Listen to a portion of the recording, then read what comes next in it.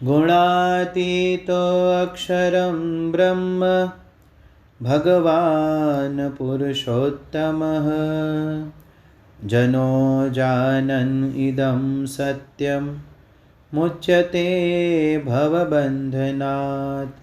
श्री स्वामिनारायण भगवाननी जय। अक्षर पुरुषोत्तम महाराजनी जय। गुणातीतानंद स्वामी महाराजनी जय। भगत जी महाराजनी जय। शास्त्री जी महाराजनी जय। योगी जी महाराजनी जय। प्रमुख स्वामी महाराजनी जय। महंत स्वामी महाराजनी जय। सूरत अक्षरधाम महोत्सवनी जय। कार्यकर सुवर्ण महोत्सवनी जय। स्वामीनी वातो प्रकरण 2 55મી વાત। स्वामीनारायण हरे स्वामीनारायण हरे। मूળ અક્ષર બ્રહ્મ ગુણાતીતાનંદ સ્વામીએ વાત કરી જે કોઈ કૂવે પડવા જતો હોય તેને આડા હજારો માણસ ફરે તો પડવા દે નહીં। તેમ સત્પુરુષ ને સત્શાસ્ત્રના બહુ શબ્દ સાંભળ્યા હોય તો વિષય માર્ગથી રક્ષા કરે અને ગમે એવો અવળું માણસ હોય તેને પણ વશ કરીએ। એ તો આવડ્યું જોઈએ, તેને નમી દઈએ, તેનું રાખીએ, તેને પૂછીએ, એ અનુસારે વશ કરીએ એ તો કઠણ નથી।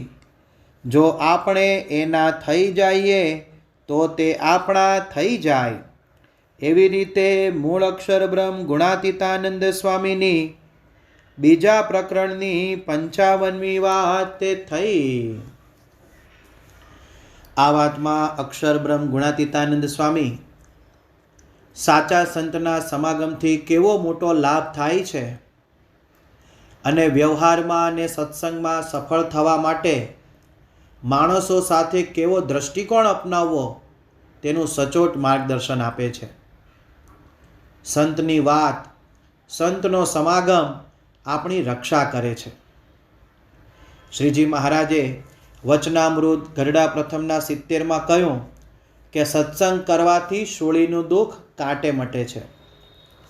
એક ચોર હતો, પોતાની આખી ગેંગ, જ્યાં પણ ચોરી કરવા જવાનું થાય બધા સાથે જાય। પણ એક દિવસ એ ચોરને કાંટો વાગ્યો, ચોરી કરવા બધા સાથે જઈ શક્યો નહીં। એટલે એણે વિચાર્યું કે સાધુ મહાત્મા નજીકના મંદિરમાં કથા વાર્તા કરે છે ત્યાં બેસું। એટલે સાધુની વાત સાંભળવા ગયો। એના સાથી પેલા ચોરો બધા ચોરી કરવા ગયા। રાજાના ખજાનો જે હતો એમાં ધાડ પાડી અને બીજે દિવસે પગેરું આવ્યું અને બધા ચોરને પકડીને લઈ ગયા। રાજાએ એ બધા ચોરોને શૂળીએ ચડાવ્યા અને એમની ગેંગમાં કોણ કોણ છે એની આકરી તપાસ કરાવી તો એમાં પેલા ચોરનું નામ પણ આવ્યું કે જેને કાંટો વાગ્યો હતો। એટલે દરબારમાં હાજર કર્યો કોર્ટમાં અને એ વખતે પૂછવામાં આવ્યું તું ક્યાં હતો? એટલે એણે કહ્યું કે મને કાંટો વાગ્યો હતો અને હું સાધુ મહાત્માની કથા સાંભળતો હતો। તે સાધુ મહાત્માને પણ બોલાવવામાં આવ્યા। ત્યારે સાધુ મહાત્માએ સાક્ષી પૂરી કે આ ચોર નથી, એ તો અમારી કથા સાંભળવા માટે મંદિરમાં બેઠો હતો અને ચોરની રક્ષા થઈ। સાહજિકપણે ચોરને કાંટો વાગ્યો હતો અને માત્ર ટાઈમપાસ કરવા માટે ત્યાં ગયો તો પણ એની રક્ષા થઈ ગઈ। તો જે બ્રહ્મરૂપ થવા માટે કથા વાર્તા સાંભળતા હોય એને કેટલો લાભ થાય। ખંભાતના સદાશિવભાઈ એમણે સુંદર હવેલી બનાવી। એ ઘરનું વાસ્તુ કરવાનું હતું એટલે ગોપાળાનંદ સ્વામીને આમંત્રણ આપવા ગયા। એટલે ગોપાળાનંદ સ્વામીએ કહ્યું કે થોડા દિવસ રોકાઈ જાઓ, સત્સંગનો લાભ લો। એમની વાત સાંભળી અને સદાશિવભાઈ ત્યાં રોકાઈ ગયા। ગોપાળાનંદ સ્વામીની સવાર સાંજ ખૂબ કથા વાર્તા સાંભળી। આ બાજુ તેમની હવેલી નવી બનેલી એમાં આગ લાગી, સંપૂર્ણ ભસ્મીભૂત થઈ ગઈ તેના સમાચાર આવ્યા અને એ સમાચારનો કાગળ ગોપાળાનંદ સ્વામીએ પોતાની ગાદી નીચે દબાવી રાખ્યો। જ્યારે સાંખ્યની વાતો બધી કરી લીધી અને એમને લાગ્યું કે સદાશિવભાઈને સાંખ્ય મત સિદ્ધ થઈ ગયો છે. પછી એ કાગળ બહાર કાઢ્યો અને સ્વામી બોલ્યા કે લો, આ તમારો કાગળ આવ્યો છે. સદાશિવભાઈએ કાગળ વાંચ્યો. એમાં સમાચાર હતા કે તેમની હવેલી સંપૂર્ણ ભસ્મીભૂત થઈ ગઈ છે. પરંતુ તરત અંતર્દ્રષ્ટિ થઈ, સાંખ્ય મતની વાતો સાંભળેલી. તેઓ ગોપાળાનંદ સ્વામીને કહ્યું કે સ્વામી, જો 15 દિવસ પહેલાં મને આ સમાચાર મળ્યા હોત તો હવેલી ભેગો હુંય બળીને ભસ્મીભૂત થઈ જાત. એક ઘડી આધી ઘડી તાકી પુનિયાદ, તુલસી સંગત સંત કી કટે કોટી અપરાધ. આમ કથા વાર્તાથી આપણી રક્ષા થાય છે. રામ કથા સુંદર કર તારી, સંશય વિહગ ઉડાવનહારી. તુલસીદાસજીના શબ્દો. રામકથા તાળી જેવી છે. તાળી પાડીએ તો પક્ષીઓ ઉડી જાય, એમ સંતની વાત સાંભળવાથી સંશયરૂપી મૂંઝવણ અને દુઃખ બધા ઉડી જાય છે. જૂના જમાનાની વાત છે. એક બ્રાહ્મણ પરિવાર ગામમાં રહેતો હતો. એનો એકનો એક દીકરો મરી ગયો. એને ખૂબ વહાલો હતો. પાછળ રડ્યા જ કરે, ખાય નહીં, પીવે નહીં, કોઈની વાત સાંભળે નહીં. એ વખતે ત્યાં મયારામ ભટ્ટ પહોંચ્યા અને ભટ્ટજીએ સાંખ્યની વાતો એ ભૂદેવને કરી કે એક બ્રાહ્મણ મુઓ તો ઉદયપુરની ગાદી ખાલી પડી, એક ખડિયો ઓછો, ભિક્ષા માગવાનું મટ્યું. આમ વાત સમજાવી ત્યારે એ બ્રાહ્મણને કળ વળી. એમને અંતર્દ્રષ્ટિ થઈ ને પાછા સુખિયા થઈ ગયા. બીનું સત્સંગ હરિ કથા તા બિન મોહ ન જાય. જ્યાં સુધી સત્સંગ ન કરીએ, ભગવાનની કથા વાર્તા ન સાંભળીએ, ત્યાં સુધી જીવનો મોહ ટળતો નથી. સંતની વાત સાંભળવાથી આપણા સ્વભાવો, દોષો અને પ્રકૃતિની પણ ઓળખાણ થાય છે. સંતના શબ્દો કેવા હોય છે? ગુણાતીતાનંદ સ્વામી પોતાની વાતોને ફિરંગીની તોપની ઉપમા આપે છે. જેમ તોપ ગોળો છે એ ગમે તેવા અવરોધના ભુક્કા બોલાવી દે, એમ ગુણાતીત સંતની વાતો છે તે વિષય, વ્યસન, વેમ, સ્વભાવને નામશેષ કરી નાખે છે.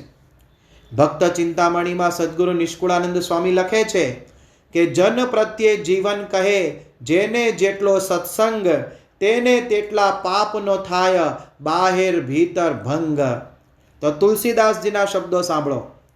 સૂત દારા અરુ લક્ષ્મી, પાપી કો ભી હોય, સંત સમાગમ હરિ કથા તુલસી દુર્લભ સોય. પુત્ર, પરિવાર અને અઢળક ધન સંપત્તિ તો પાપીને ઘરે હોઈ શકે, પણ સંત સમાગમ અને ભગવાનની કથા વાર્તા એ દુર્લભ વાત છે. કારણ કે એનાથી જ અનાદિ અજ્ઞાનનો નાશ થાય છે, જીવને પરમ સુખની પ્રાપ્તિ થાય છે, સ્વભાવો, દોષો કે વિષયના મૂળિયા કપાઈ જાય છે. સંતના શબ્દ સાંભળ્યા હોય તે સમયે ઢાલ થઈને કાર્ય કરે છે.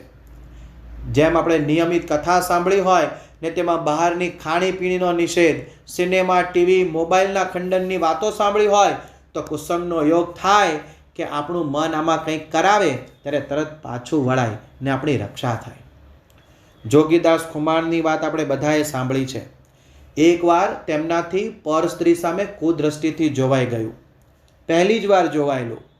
તરત તેમની વૃત્તિ પાછી વળી ને મનમાં વિચાર આવ્યો કે હું તો જોગીનો દાસ, મને આ ન શોભે. ને તરત પ્રાયશ્ચિત રૂપે તેમણે પોતાની આંખને દંડ આપ્યો, આંખમાં મરચા ભર્યા. જો આવી જ રીતે આપણે સંતનો બહુ પ્રકારે સમાગમ કર્યો હોય તો આપણી વૃત્તિ તરફ પાછી વળે. ગમે તેવું અવળું માણસ હોય તેને વશમાં કરવાની કળા અક્ષરબ્રહ્મ ગુણાતીતાનંદ સ્વામી આપણને આ વાતમાં સમજાવે છે. માનવી એ સામાજિક પ્રાણી છે. વ્યવહારમાં અને સત્સંગમાં આપણે હંમેશા સમૂહમાં માણસો સાથે રહીને જ કામ કરવાનું હોય છે. પ્રત્યેક માણસને પોતાના અંગત અહમ અને મમત્વ હોય. તેમાં સાથે રહીને કાર્ય સફળ કરવું હોય તો શું કરવું જોઈએ? એક દ્રષ્ટાંતથી સમજીએ. માનો કે આપણે ઘરમાંથી એક કબાટને બહાર કાઢવું હોય. બે બાજુ બે વ્યક્તિ સામસામે ધક્કા મારે તો એ કબાટ બહાર નીકળે? ન નીકળે. આપણે કહીએ કે બંને જણા અમે બળ વાપરીએ છીએ, પુરુષાર્થ કરીએ છીએ, કબાટને ખસેડવાનો પૂરો પ્રયત્ન કરીએ છીએ, પણ ન નીકળે, કારણ કે સામ સામા થાય છે, કાર્ય ન થાય. આવું જ વ્યવહારમાં ને સત્સંગમાં પણ છે.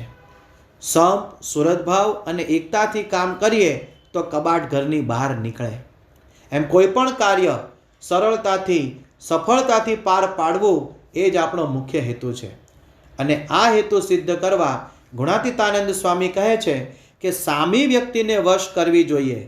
જડ વસ્તુ પર કબજો તરત લેવાય, એને આપણે ખરીદી પણ શકીએ, પણ માણસ તો ચૈતન્ય છે, તેને કેવી રીતે વશ કરવું?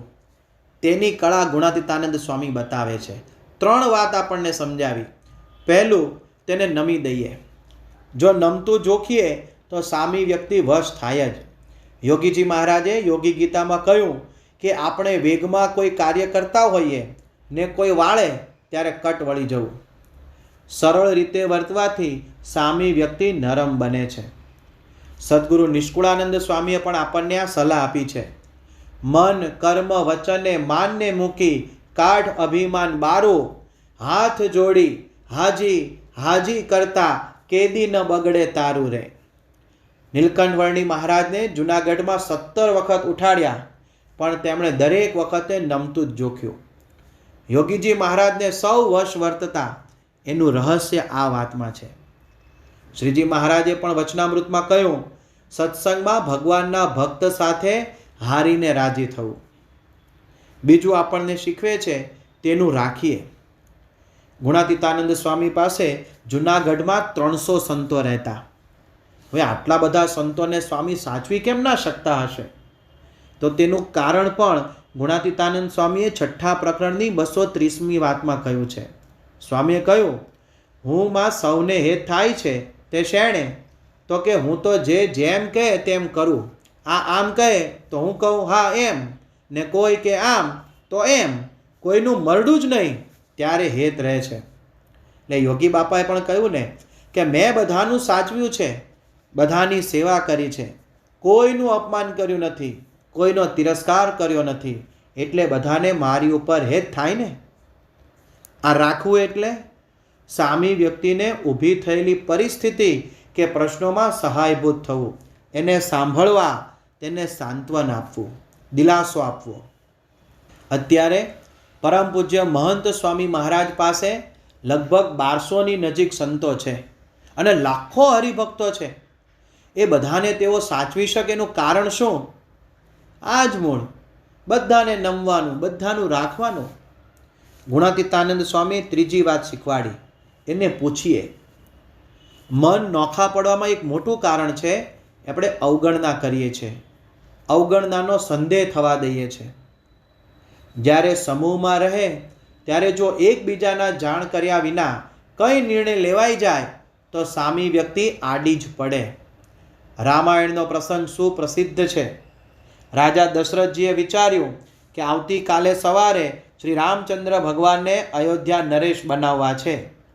તો કઈને આ નિર્ણય ગમ્યો નહીં. પણ જો રાજા દશરથજીએ 3 રાણીઓને સાથે બેસાડી ચર્ચા વિચારણા કરી હોત તો ચોક્કસ ચારેયનો એક જ મત આવત કે આવતીકાલે રામને જ રાજા બનાવવા છે. પણ આટલી નાનકડી ભૂલ થઈ ગઈ. તમારો શું અભિપ્રાય છે? આ કેવી રીતે કરશું?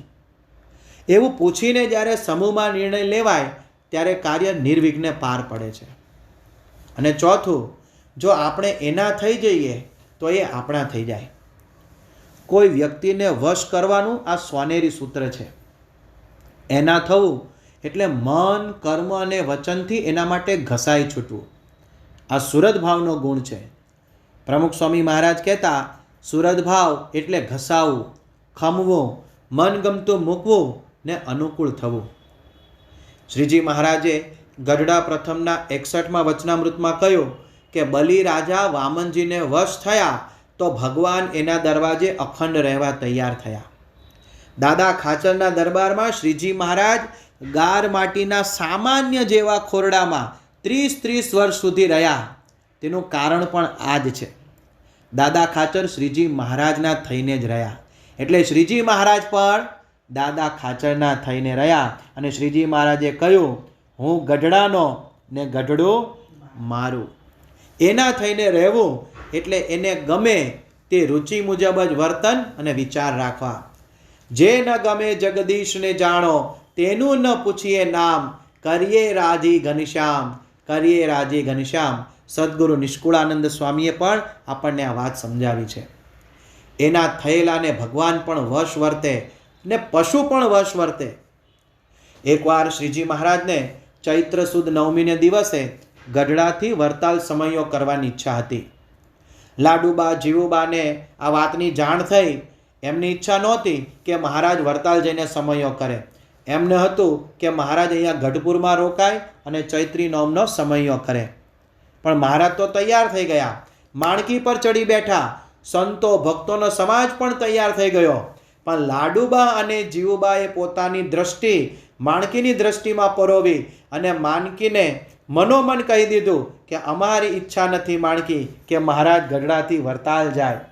અને માણકી પણ ઈશારામાં સમજી ગઈ, ટેલિપથી થઈ ગઈ. મહારાજને ખબર પડી કે આ માણકી કેમ પગ ઉપાડતી નથી. મહારાજ જાણી ગયા કે માણકીની વૃત્તિ લાડુબા જીવુબાએ બાંધી દીધી છે, તેથી માણકી તેઓને વશ વર્તે છે. મહારાજે તરત જ લાડુબા અને જીવુબા પાસે જઈને વિનંતી કરી કે જો આપ આજ્ઞા આપો તો અમે વરતાલ સમયો કરવા જઈએ, આપ રાજી હો તો અમે જઈએ. આટલા વશ ભગવાન થયા, કારણ કે લાડુબા અને જીવુબા શ્રીજી મહારાજની અનુવૃત્તિ પ્રમાણે જીવન જીવતા હતા. એમને વશ થયા હતા તો મહારાજ પણ એમને વશ થઈ ગયા.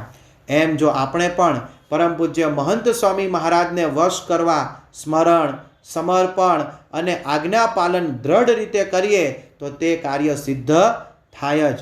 તો આજના શુભ દિવસે મહારાજ સ્વામી, પરમ પૂજ્ય પ્રમુખ સ્વામી મહારાજ અને પરમ પૂજ્ય મહંત સ્વામી મહારાજના ચરણોમાં પ્રાર્થના કરીએ કે મૂળ અક્ષર બ્રહ્મ ગુણાતીતાનંદ સ્વામીની આ બીજા પ્રકરણની 55મી વાત અમારા જીવનમાં દ્રઢ થાય, એ જ એમના શ્રી ચરણોમાં પ્રાર્થના. શ્રી સ્વામિનારાયણ ભગવાનની જય. ગુણાતીતમ ગુરુમ પ્રાપ્ય બ્રહ્મરૂપમ નિજાત્મનઃ વિભાવ્ય દાસ ભાવેન સ્વામિનારાયણં ભજે. શ્રીહરિમ સાક્ષરમ સર્વદેવેશ્વરમ ભક્તિધર્માત્મજં દિવ્યરૂપમ પરમ શાંતિદમ મુક્તિદમ કામદમ કારણમ સ્વામિનારાયણં નીલકંઠં ભજે. શ્રીહરિમ.